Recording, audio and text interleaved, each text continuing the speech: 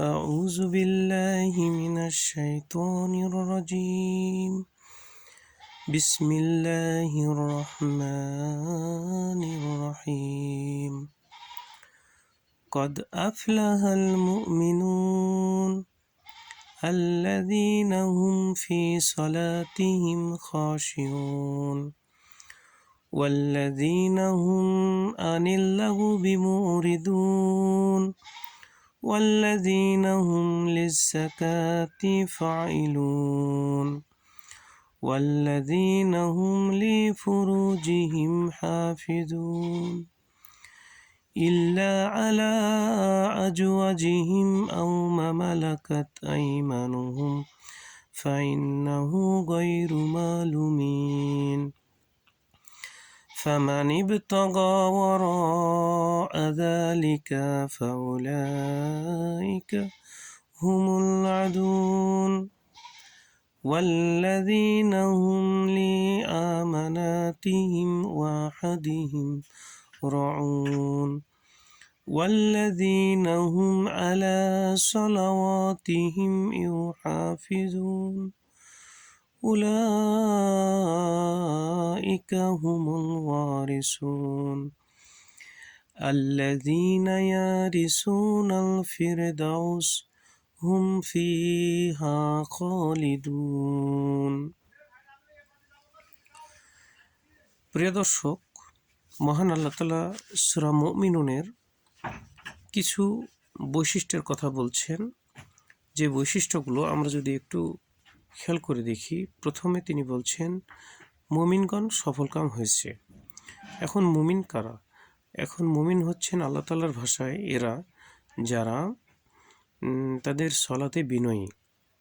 এবং দ্বিতীয় নম্বর আয়াতে আল্লাহ তাআলা বলছেন যে সলাতে বিনয়ী, এরপরে যারা বাজে কথাবার্তা থেকে বিরত থাকে, 3 যারা জাকাত প্রদানে সক্রিয় থাকে, 4 যারা নিজেদের যৌনাঙ্গকে হেফাজত করেন, তবে নিজেদের স্ত্রী এবং অধিকারভুক্ত দাসীদের ক্ষেত্রে তারা লজ্জিত হবে না।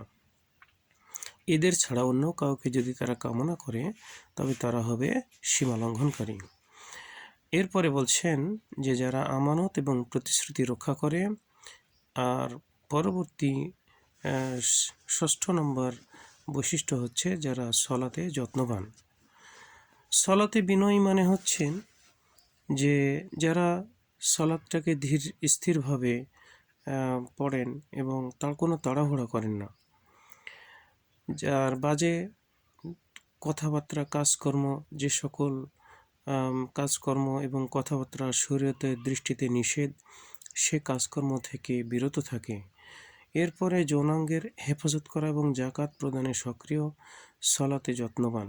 সলাতে যত্নবানটা হচ্ছে যে সময় মতো সলাটটাকে আদায় করা। ফজরের সলাত ফজরের সময় বাদ দিয়ে দেখা যায় যে অনেক সময় সূর্য উদিত হচ্ছে ঠিক এরকম সময়টাতে অনেকে সলাত আদায় করে, অর্থাৎ সলাত আদায়ের ব্যাপারে যত্ন থাকে না। বিশেষ করে আসরের সলাতটা হয়ে যায় মাগরিবের সময়, এবং এই 2টা সলাত দেখা যায় যে অনেক গড়িমসি করে অনেকে আমরা আদায় করি, যার ক্ষেত্রে এটা অনেক দুঃখজনক। এটা কিন্তু সলাতের যত্নবান হলো না। আমরা যারা জমিতে চাষাবাদ করি তারা হয়তো বিষয়টা সম্পর্কে অবগত আছি যে যদি কোনো জমিতে ফসল ফলানো হয়, উক্ত ফসল যদি সময় মতো আমরা জমিতে বপন না করি বীজ, তাহলে কিন্তু সেটা থেকে কাঙ্ক্ষিত ফলাফল লাভ করা যায় না। ঠিক সলাতের ক্ষেত্রে যদি আমরা একইভাবে গুরুত্ব দিই যে ফজরের সলাতটা ফজরের ওয়াক্তে পড়া উচিত, জোহরেরটা জোহরে, আসরেরটা আসরে, মাগরিবেরটাও মাগরিবে এবং ঈশার সলাতের সময়ে, ওয়াক্তের সময়ে পড়াটাই উত্তম। সম্মানিত দর্শক শ্রোতা, আজকের মতো এখানেই শেষ করছি। পরবর্তীতে অন্য কোনো একটা বিষয় নিয়ে আলোচনা করা হবে ইনশাল্লাহ। ততদিন সাথেই থাকুন এবং আমার জন্য দোয়া করবেন ইনশাল্লাহ। আসসালামু আলাইকুম ওয়া রাহমাতুল্লাহ।